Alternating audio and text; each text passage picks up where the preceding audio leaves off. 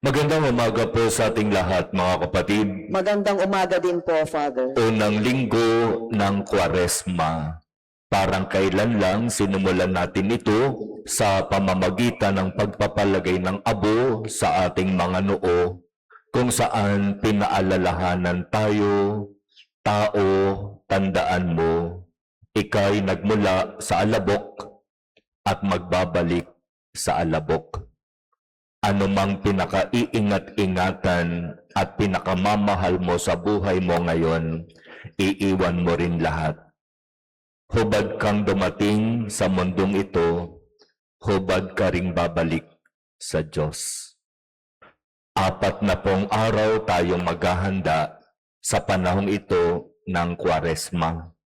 Kung papaanong ang ating Panginoon ay 40 araw na nanatili doon sa disyerto, nagtitiis ng gutom, nagdarasal, nagsasakripisyo. At dito sa panahon na ito, siya'y tinukso ng dyablo.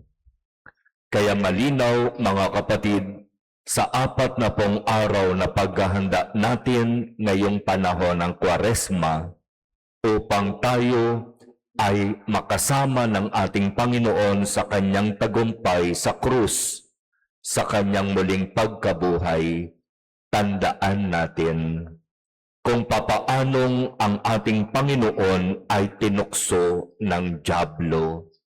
Ganito rin ang mangyayari sa atin.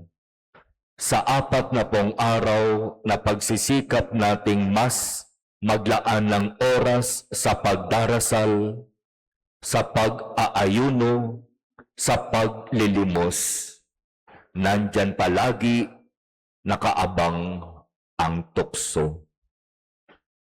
Hindi yan mawawala. Tandaan natin sa kwento ng paglikha, narinig natin mula sa unang pagbasa kung papaanong napakaganda ng plano ng Diyos sa tao. Inilagay ng Diyos sa paraiso ang lahat ng kakailanganin ng tao upang siya'y mabuhay, maging masaya, at maging mapayapa. Ibinigay din ng Diyos sa tao ang espesyal na regalo, kalayaan. Malaya ang tao na gawin kung ano ang sa tingin niya mabuti. At doon sa paraiso, mayroong habilin ang Diyos sa tao.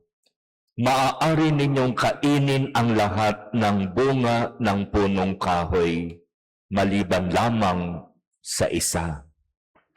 Huwag ninyong kakainin ang bunga ng punong kahoy na iyan, sapagkat kayo'y mamamatay. At alam natin ang nangyari, di ba? Mas pinili ng tao na gamitin ang kalayaan upang sumuway sa utos ng Diyos. At sa pagsuway na yon ng tao, pumasok ang kasalanan at kamatayan sa buhay ng tao. Wala na tayong magagawa. Nagkasala na ang unang tao at ito ay bahagi na ng ating kwento ng buhay. Kaya nga di ba lahat ng ipapanganak pagkatapos nila ay nagtataglay ng tinatawag na kasalanang mana. At nawawala ito sa pamamagitan ng sakramento ng binyag. Pero ganoon pa man, nagkasala man ang tao, hindi pa rin tumigil ang Diyos sa kanyang pagnanais na ibigay sa tao ang kagandahan ng buhay. Sa ikalawang pagbasa mula sa sulat ni Apostol San Pablo sa mga taga-Roma, narinig natin kung papaanong sinasabi kung ang unang tao ay nagkasala, Sa pamamagitan ni Jesus, ang lahat ay maliligtas. Ipinagkaloob ni Jesus ang buhay sa sinumang sa Kanya'y mananalig at sasampalataya.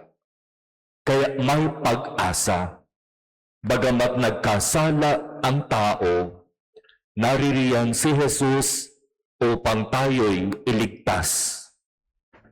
Naririyan si Jesus upang tayo'y pagkalooban ng buhay.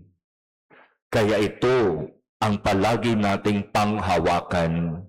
Bagamat tayo ay bumabagsak sa kasalanan, patuloy tayong binibigyan ng Diyos ng pagkakataon na makabalik, makapagsisi, makapagbago ng buhay. Hindi pinangarap ng Diyos ang kapahamakan at kamatayan ng tao. Walang pinangarap ang Diyos na masama sa atin.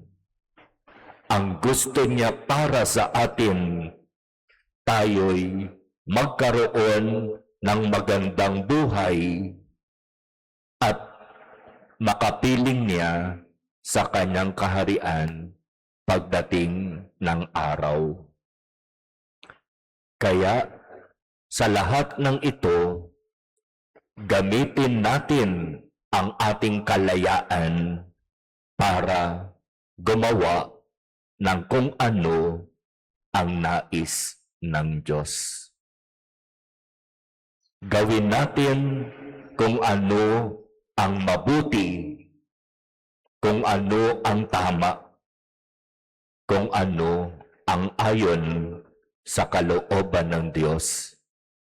Kung nais nating mabuhay at makapiling siya sa kanyang kaharian.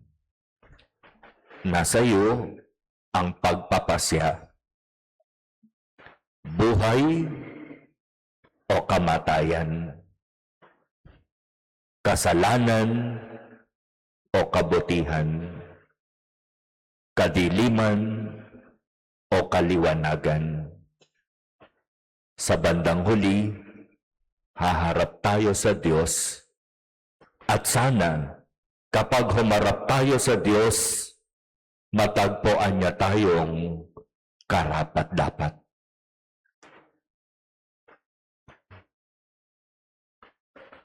Amen.